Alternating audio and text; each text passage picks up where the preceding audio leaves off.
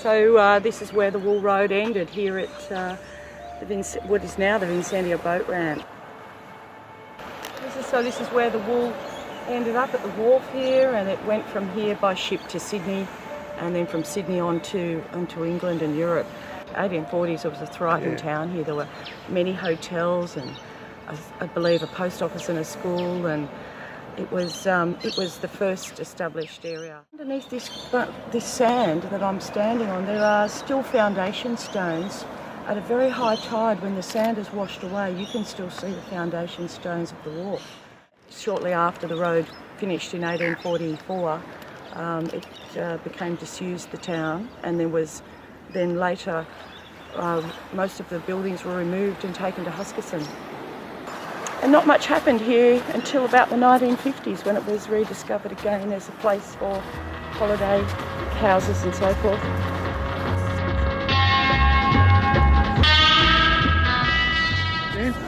Going on a little bushwalk.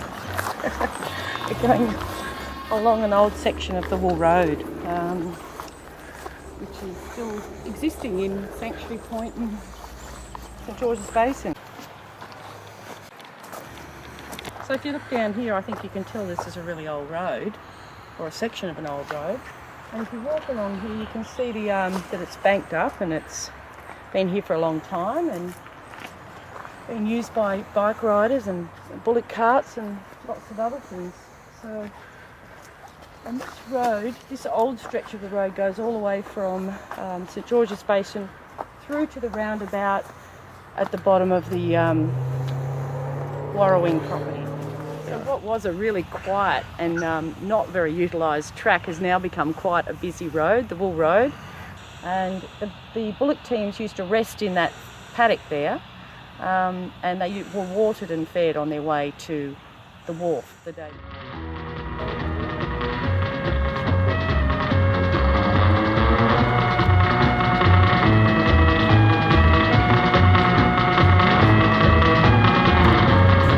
What road are we on now? This is the Wombean Road.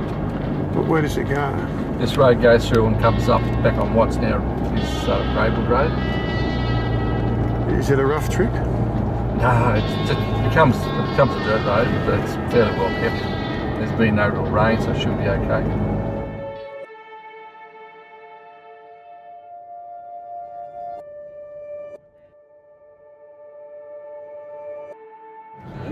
Keep going. So there's a section of rock that's been blasted by dynamite from the 1840s. Oh, there's one there. I've got some of those old rock drills at home. Well, you're probably better talking about it than me, Paul. It's a steel rod that they put down. Yeah, it's like a long chisel. Long chisel, and then they put the explosives. Yeah, put the charges Put the charge down there and blasted the rock apart. Yeah. Well, it would have been amazing seeing a huge big coming down here. wagon coming down here. And to think if they had So steep. getting around the bends would be interesting. What about the braking system? It would have been nothing, you know. How would they have stopped? How would they have done it? It's quite remarkable. All right then. Mike, you might have had a black. Oh, so this is a little bit of a history of the Wool Road. The Wool Road, built as a trade route from Nerriga to Jervis Bay, still exists. In 1840, James Lama surveyed a township at Nerriga and a road crossing the Endrick River and cutting through the Boolee Gap to near where the Jerrawangla Lookout is today. From near this point, an old Aboriginal walking track could be widened to gain access to the ridges leading to the present Princes Highway. The road was constructed in 1841 at a cost of £997 using 70 convicts who completed the work in 10 months.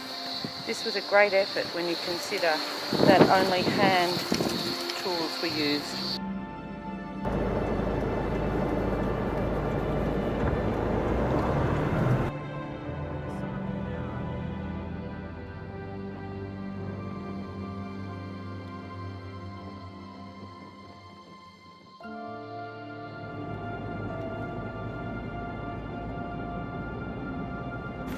Yeah. Right wheel maybe.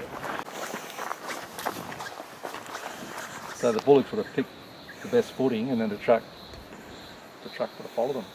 So I was just going to say, as a child I used to come along the Braidwood Road and we used to snake around these really high mountainous sections of the road. But this part here, I never came along this part. This is older. This is much older.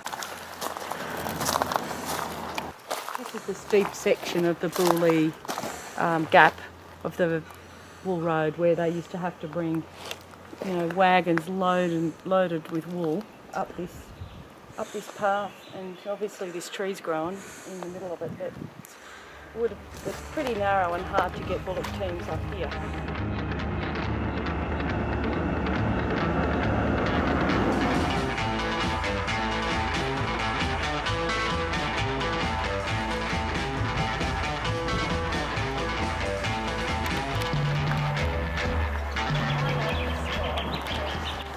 This is another thing about bridges and crossings and roads. People don't understand the importance of them and how they can tell a story as well. Like the Invisible Ford, overtaken by the bridge. the bridge. Overtaken by the bridge. Yeah.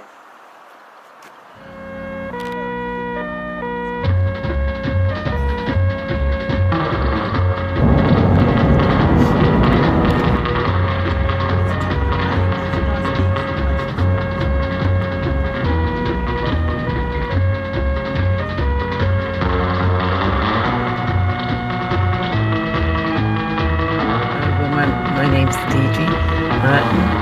I work with National Parks as an Aboriginal Discovery Ranger.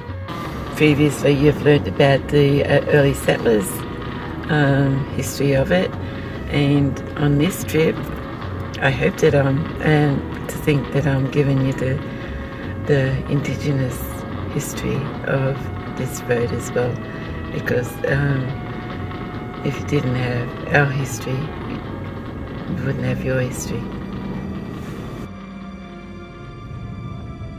So, do you have any knowledge of how all the tracks came together? The reason for those walking tracks? All these roads, they lead to Kosciuszko, because the Baker moths migrated once a year, and that's when all groups follow that migration. They'd, along the coast, they'd come up on the escarpment, followed it down this way, and that's when they got to Kosciuszko. That's when arranged marriages were done, all trading ceremonies. It's been known that the early settlers saw that the women were actually scraping the Baker moths out of the crevices and cooking them, and they were actually cooking them for the men and the children. Because it was a lot of fat in them, there was the women didn't eat as much as they fed the men and the children, because it was also to give them that energy source to make their journeys back. With the early settlers, it was a different purpose again, and it was to me, I actually think, well, they used it for trading as we did. And you used it for trading as well. Yeah. It was an important trade route, wasn't it? It was a really important trade route.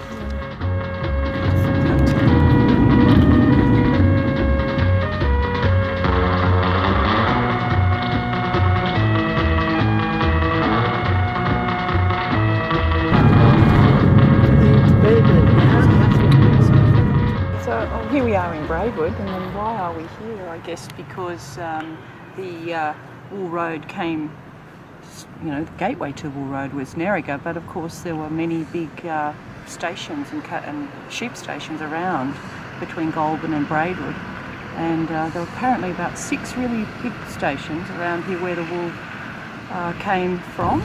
It's a busy spot. It's a busy spot. Look how many people.